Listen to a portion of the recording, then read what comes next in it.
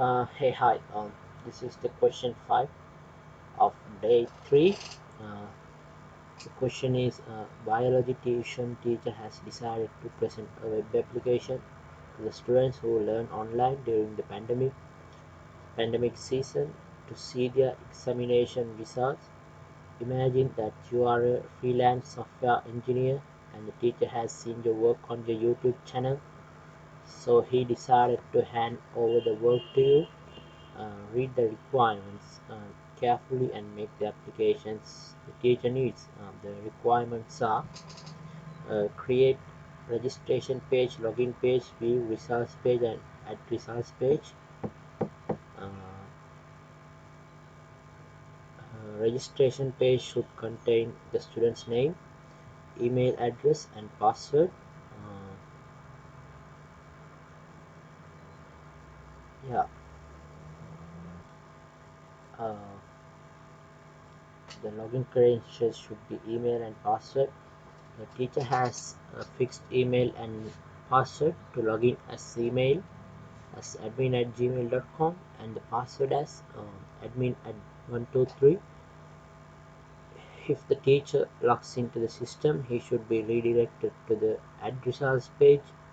In the add results page, the teacher should be able to add students' results as student's name, examination date, results release date, marks and grade.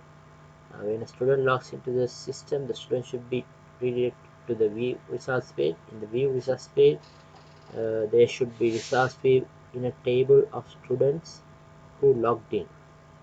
So let's see how it works. Uh,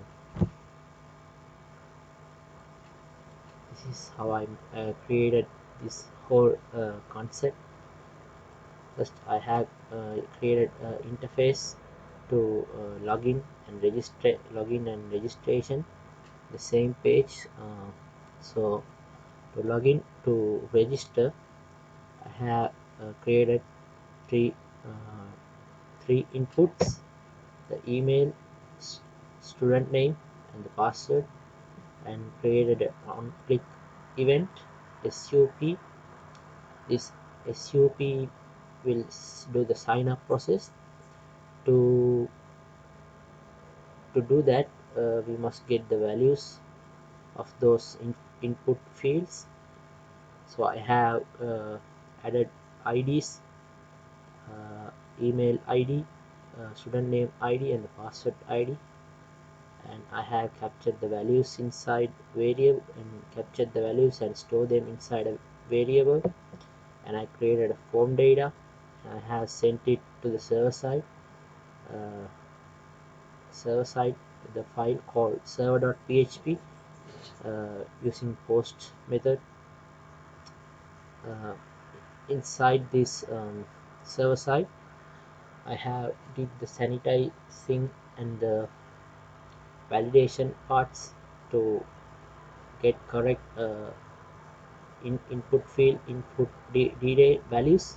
Otherwise, you the database and the other things would be difficult to handle.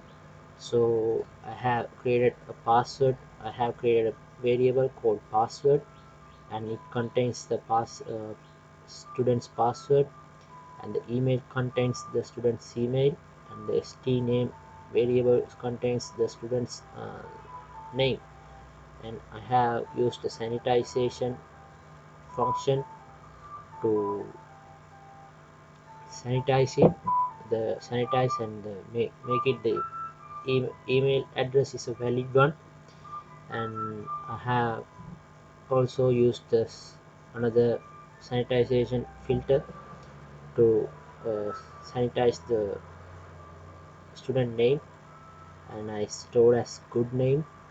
So after that, I have created some um, validations to get a strong password. And after that, there are some validations here too, the empty, to check the input fields are empty or not, and also to check the if the student name is comes with a good value without any code names or something like that, or any DBMS queries. So the student input field, name input field, cannot enter uh, any other queries or any JavaScripts. So it will only allow basic string functions, uh, string things. So after that, there's a process for get a strong password. If this if after all that, uh, here you can see I have used the else statement to get a valid email. So the email should be the student should enter a valid email, otherwise cannot continue. Furthermore, after that, even all these statements, we can go to the we can see the database connection here, and I have wrote a query to insert those students details to the student table in the database. And if the connection is if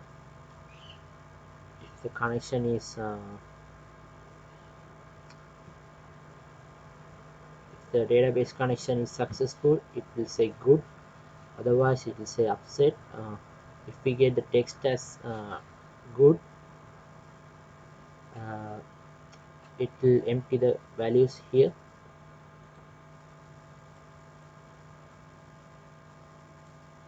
like this.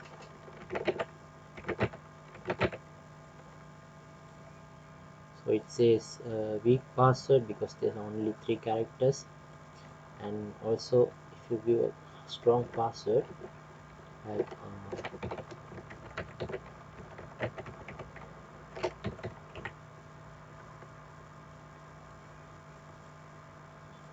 it will still say weak password, because you must enter a very strong password.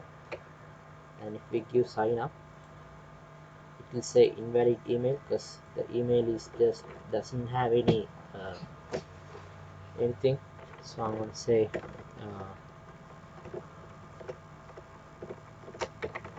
eddie@gmail.com, and the student name is Eddie. So if I click the sign up button, it will say good. It means we have successfully entered the details and entered to the database. Now you can see here we have entered, you can see the row here that we previously entered. So after that, uh, you can copy these values to sign in.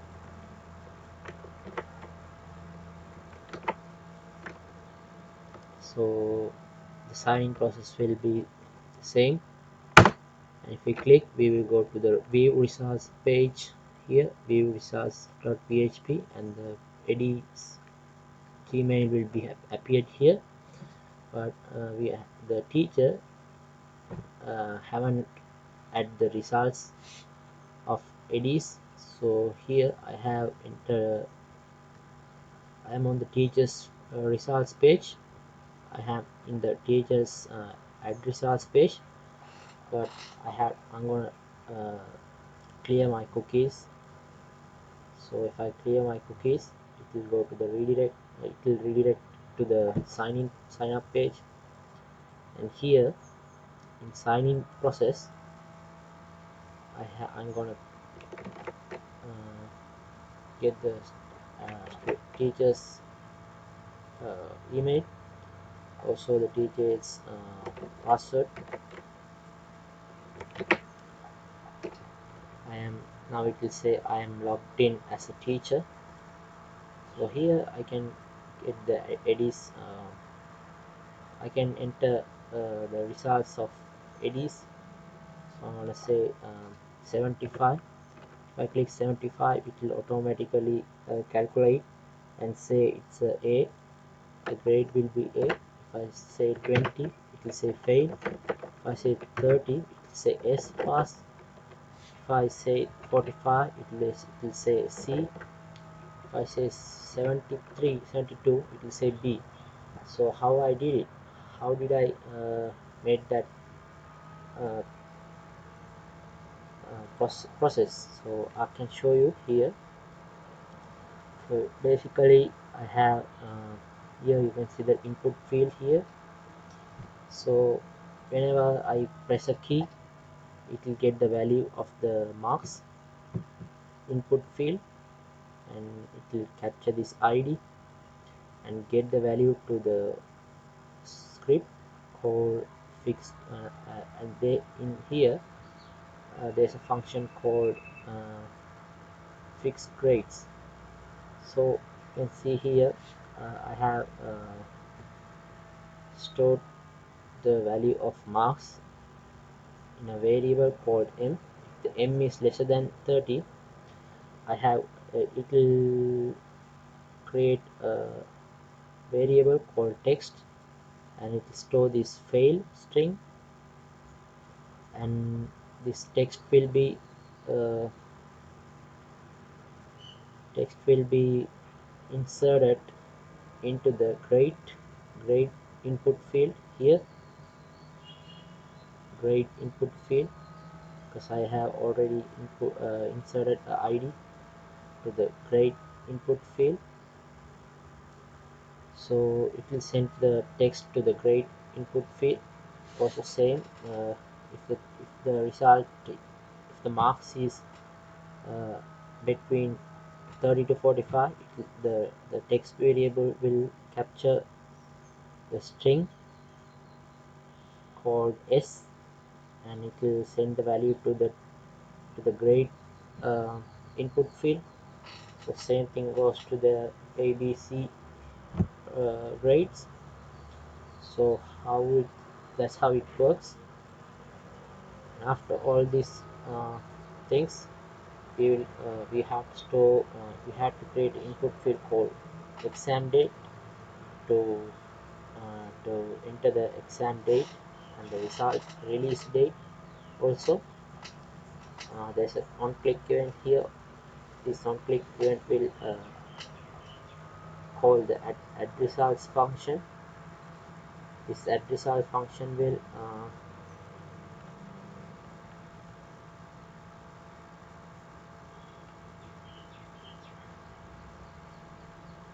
set results function will get all these values and send it to the add results process .php, and here you can see I have get the values and stored them inside variables, and it will check the variable first, and it will get the student name from the student table, and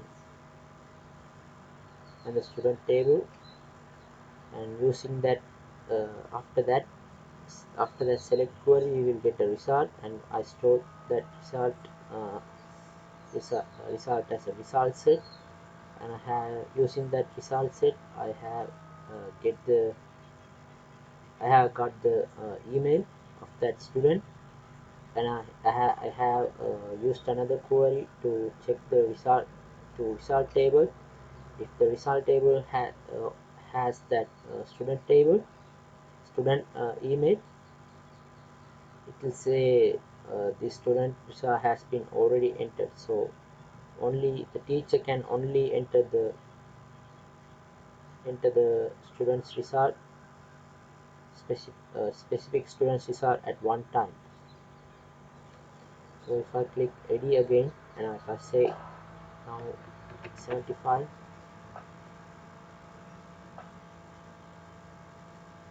will say edit.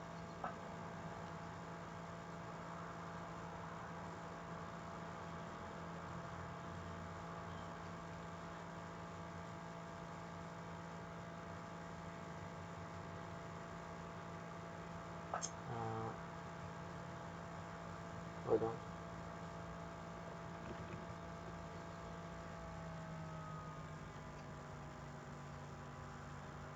Yeah, you can see here we have already entered the Eddie's result, so we cannot enter anymore. It will say the student's result has been already entered. Uh, if this else1 is false, we will go to this section. And here I have changed the date format because the database date format is year, month, and year, month, and date. But our input fields date format is date, month, month, date, year. So we have to change that.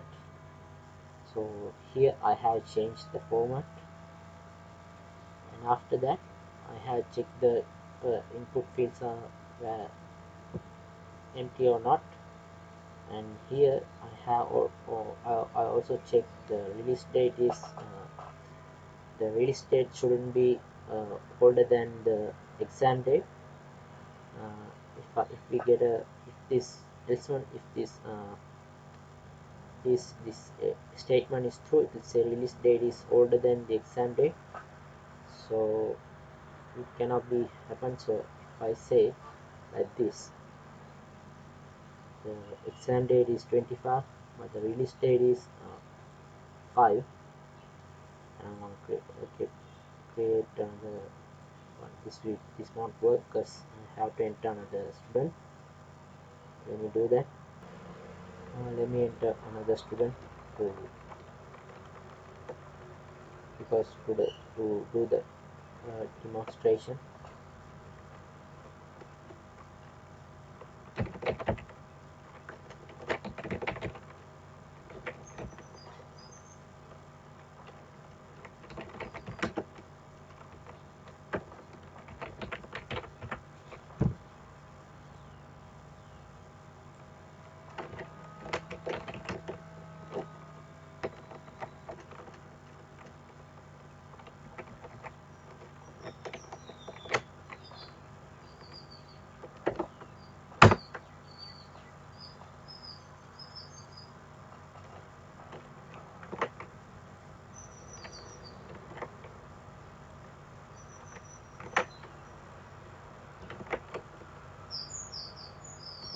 We haven't the student the teacher haven't had the this student's results. So here you reload this page, you can see the mark. So I'm going to add 74, the B result, and the exam date is 24, the release date is 4. We say we will get an error alert, release date is older than the exam date. So here I'm going to change the values.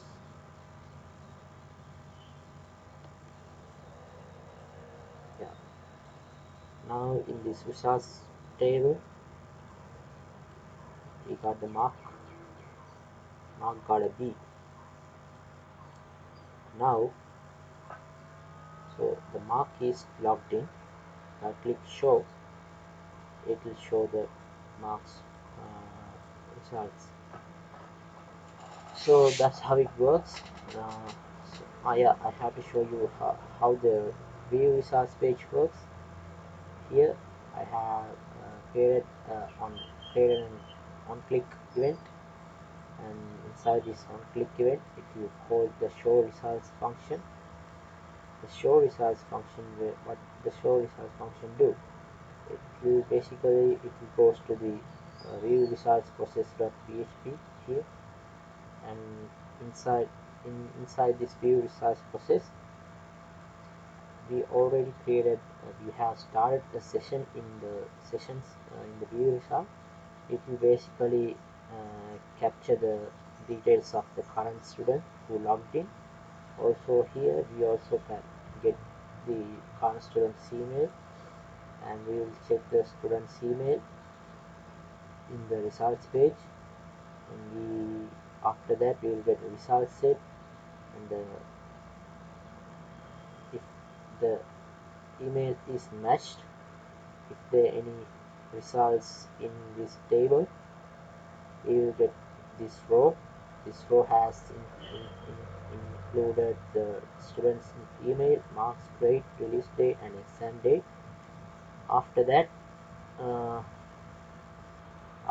we will get this whole thing as a text, and inside this uh, the response text, and I have stored this as a text variable called text, and also in here I have